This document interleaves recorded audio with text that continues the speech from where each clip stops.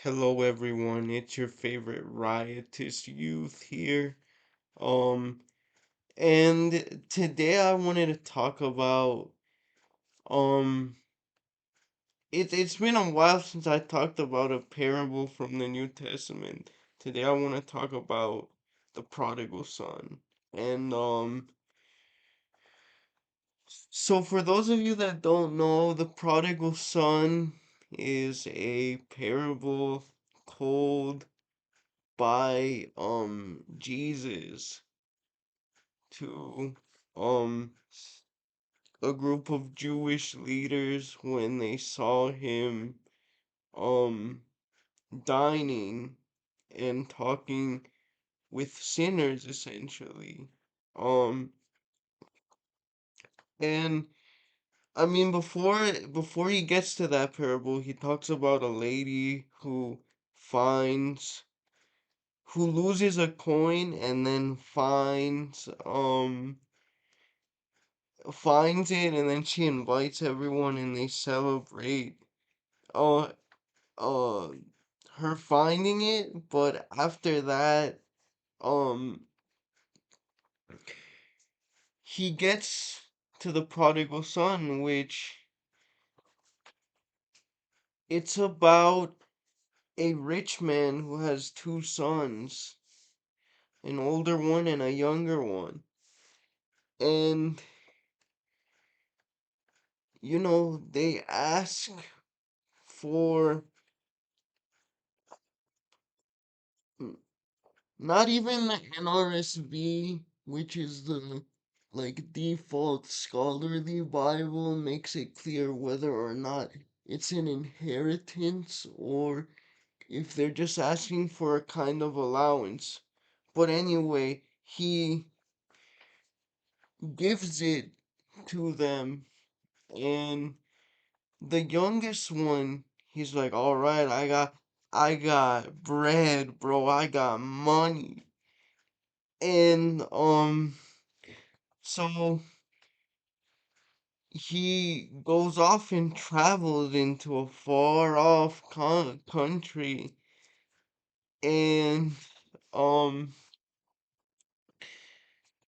you know he basically wastes all the money doing bad stuff. I don't want to get this video, what, by YouTube, so I'm not gonna mention the type of stuff, but let's just say, you know, he wasn't doing good things. He was partying essentially every single day, oh, ladies and gentlemen, and he wasted what was given to him, his allowance slash inheritance, and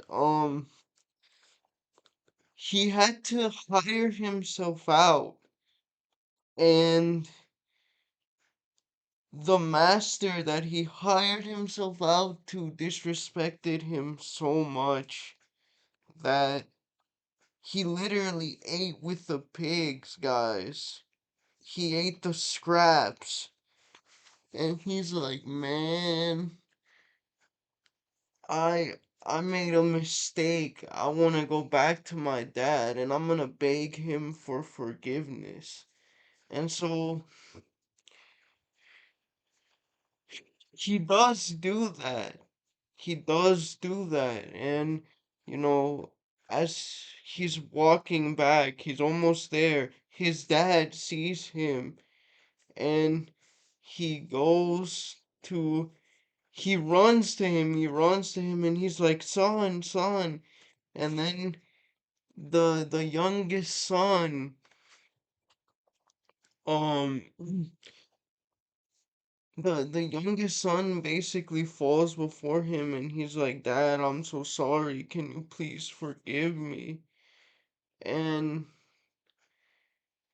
he's like, "Yeah, of course." And the dad now tells one of his servants to go and get him clean clothes, the best clothes that he has, and the best, shirts, the best shoes, the best head coverings, everything.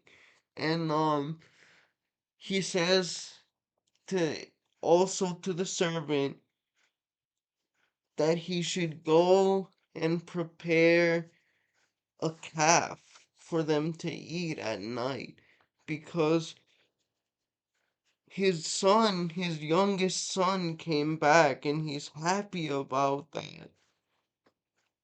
Um, and so now the oldest brother sees this and he's like, this isn't fair. And he's mad and he sees all the partying and eventually he goes to his dad and his dad is like, what's wrong? And he's like, bro, I've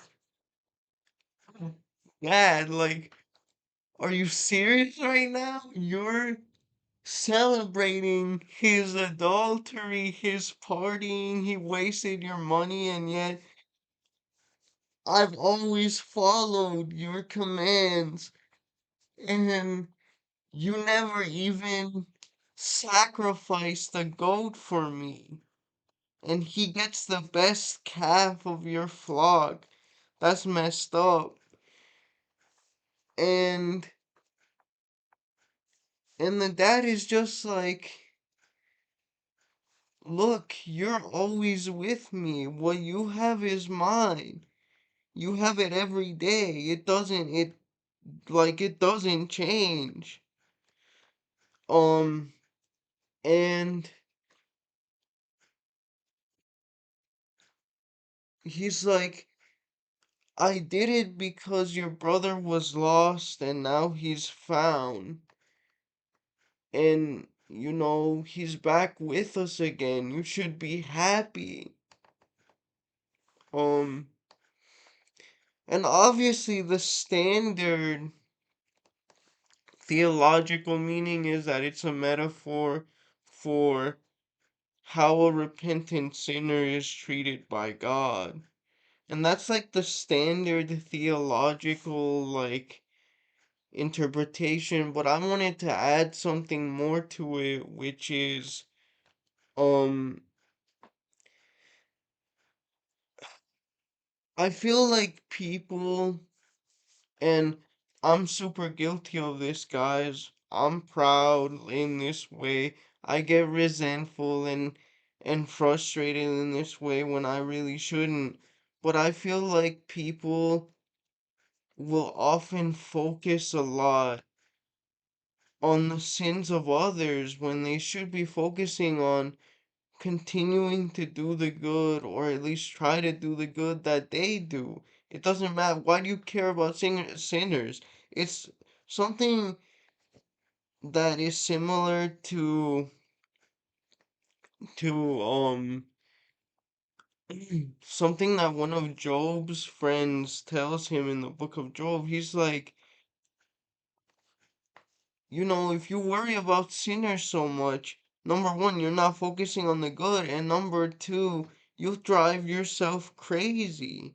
Why do you care? And like I said, guys, I'm that way, and um, it's not good, it's not healthy. I need to try to change that, but that's another aspect of the prodigal son that um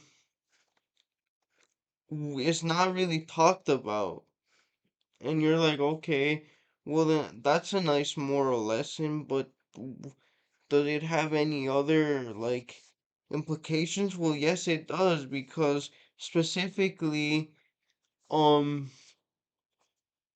prison reform and stuff, guys. Like the United States, one of the reasons why, I'm not saying it's the only reason why, but it is a pretty big reason why.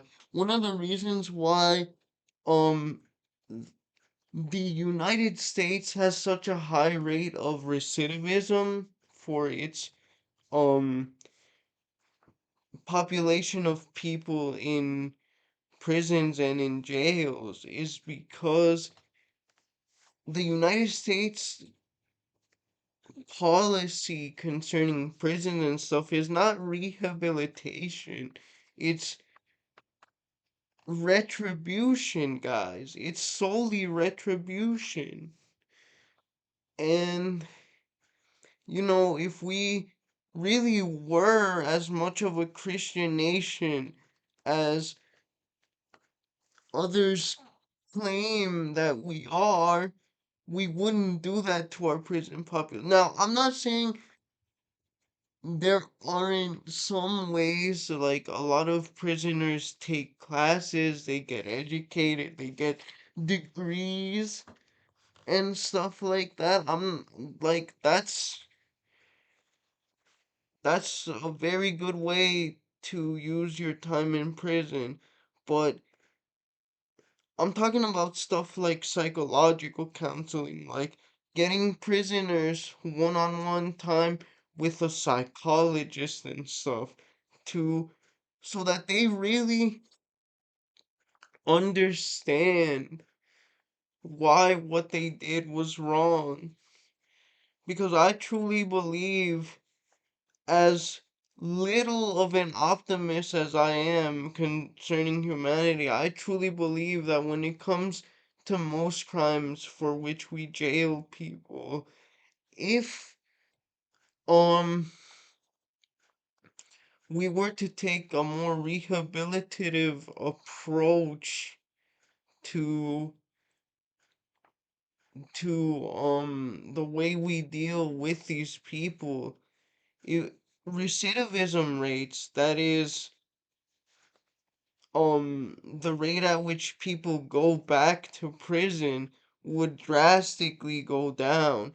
And of all people, actually, um Nietzsche has such a good point about this in his essay on the genealogy of morals, where he says that, like, punishment will only make the criminal or whoever resent you. You and with people, especially combined with the other social situations that they have going on, a lot of the time that punishment isn't gonna be enough. They have to really understand why they're doing a crime, and we have to be willing to break the chains of reciprocity in their case. We have to be willing to say, okay, you know, we're not gonna let this form of punishment continue. Not that punishment isn't bad or unreasonable, but in my opinion, separation from society in prisons is already punishment enough for most people.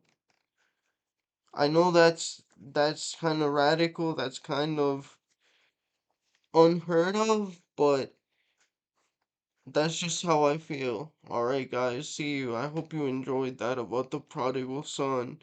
Bye.